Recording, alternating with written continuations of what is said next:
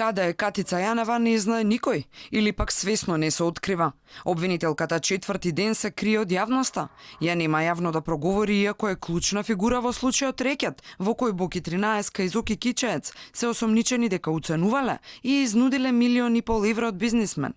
Како што дознава Алфа, обвинителството не побарало од МВР никакви мерки за Јанева, ниту да ја лоцираа дали е во државата. Засега е само јавно дека телефонот што и беше запленет на денот на апсењето на Боки и Кичеец уште се вештачи. Премиерот пак денеска одби да одговори дали бизнисмените кои му кажале дека се рекетирани му е споменале Јанева, но и дали му се заканиле дека ќе ги објават снимените разговори кои ги собрале како докази за рекетот и уцените, ако тој не пријави во обвинителството. Тоа ќе се разговарате за личностите на кои што адресирате, заради тоа што се водат истраги, немам намера да се инволвирам во истрагите, ќе си ги прашате нивни адвокати.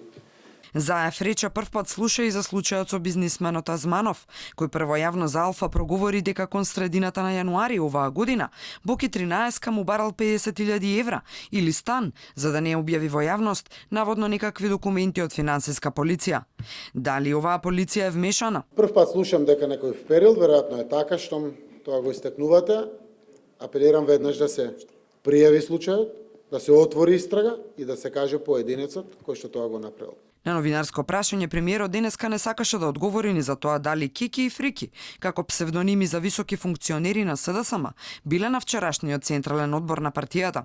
Кога ќе соопштите со име и со презиме јавно за да може да ве тужат, вас, новинарите или слично, тогаш ќе разговараме за име и за презиме. Кики и Фрики за мене не постојат. Им држаше лекција на новинарите да ги објавеле имињата и да се сносат самите одговорност, оти тоа значело истражувачко новинарство. Инаку денеска обвинителката Вилма Русковска рече оти во меѓувреме добиле нови пријави од други бизнисмени кои биле уценувани од осомничените. Некои од нив веќе дале изјава, ама уште се комплетирале доказите, па не се открива колкумина се и други детали. Како и дали во врска со случајот за Азманов има отворена постапка по допрен глас. Катица Јанева си депонираше оставка на денот на апсењето на Боки 13, а на 16 овој месец си отворила и боледување.